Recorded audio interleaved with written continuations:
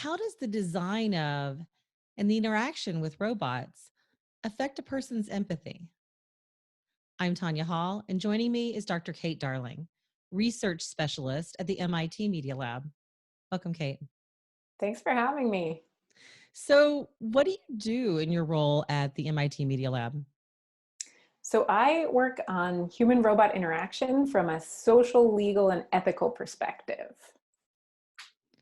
Which is a topic we talk about a lot because we're moving so fast in technology that it's something that we need to be looking into. So, thank you for doing that job. So, as a robot ethicist, one of the questions you've addressed is whether humans have emotional connections to robots.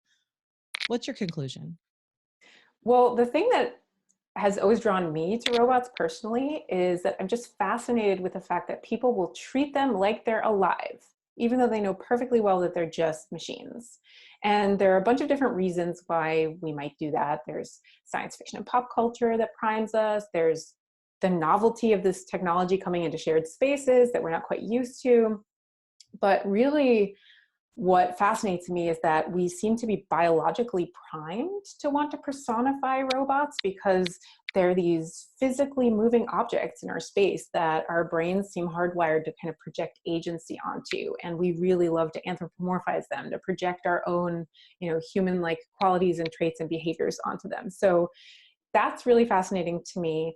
And I have done some work around empathy and violence towards robots. And it turns out that people actually empathize with them, specifically with very lifelike robots when they get hurt. And it's really interesting to see the ways that people will treat them sort of like almost like animals, I would say, not like other people, but like animals, and certainly very differently than other devices. You made a point about saying lifelike, and life could be anything. It doesn't have to be human. In fact, tell us the story of how a military officer stopped a test of a mine detecting robot and how that relates to human robot interaction. Yeah, oh my gosh, that's an amazing story. And there are many of them, but this was one that was in an article in the Washington Post in 2007. So the military was testing this new robot that was designed to diffuse landmines, and the way it worked was it had a bunch of legs. It was like a stick insect with legs, and it would walk around the minefield, and every time it stepped on a mine, one of the legs would blow up, and it would just continue on the remaining legs until it had blown up all the legs or all the mines. And the colonel who was in charge of overseeing the exercise, like you said, he stopped it. He called it off, and he said, sorry, we can't use this robot, because he said it was too inhumane to watch this thing drag itself along, kind of crippled on its remaining legs. It was just too traumatizing. So yeah, we even like hardened military officials will become emotionally attached to the robots that they work with. I mean, they're in like high intensity, like sometimes very emotional situations. So it can make sense that they will bond with the machines that they're working with. But you see, even in like regular households, people who have the Roomba vacuum cleaner, over 80% of Roombas have names, and people will feel bad for the Roomba when it gets stuck somewhere. People will send in the Roomba for repair, and they'll get the offer of a brand new replacement Roomba, and they'll say, no, we want you to send Meryl Sweep back to us.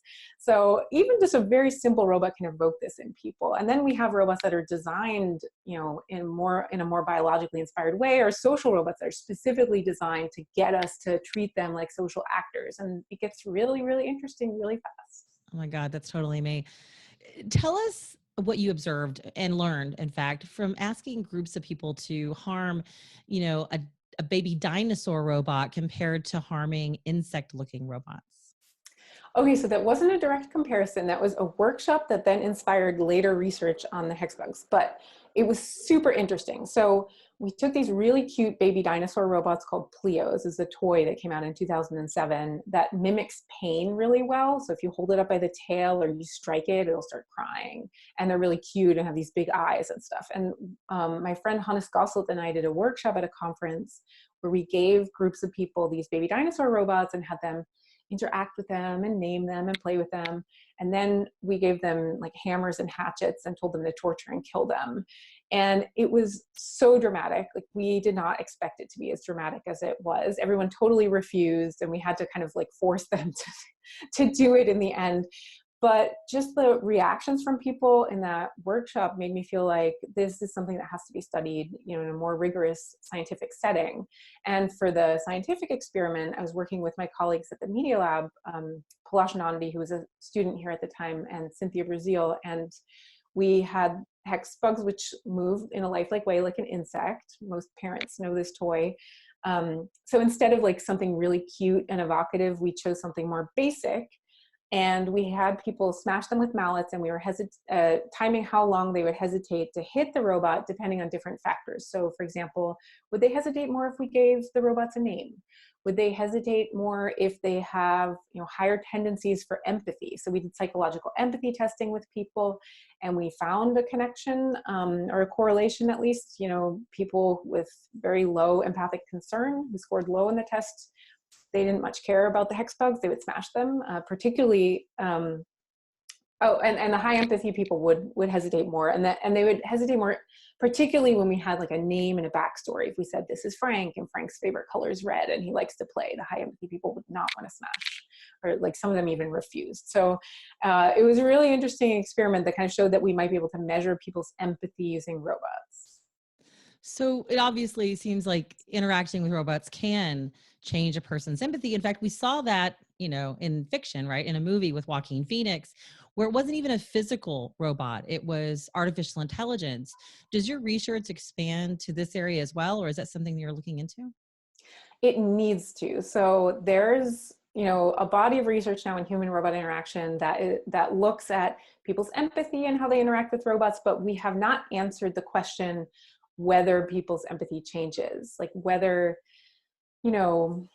robots can be used to significantly improve people's empathy specifically. Like, we know that robots can help with other types of therapy, but empathy we don't know. And we don't know if it can be desensitizing to people to be really violent towards lifelike robotic objects, which is another question. And that's another thing that we've seen in fiction. And, for example, the show Westworld, is it okay to, be violent towards a robot that looks like a human, whether or not it actually has consciousness? Or does that say something about you as a person? Or could it even be desensitizing if you do it a lot? And particularly, with children, we might want to be a little bit cautious as we introduce this technology. And because we don't know. And children, as they're very smart, they know that something is a robot and another thing is an animal.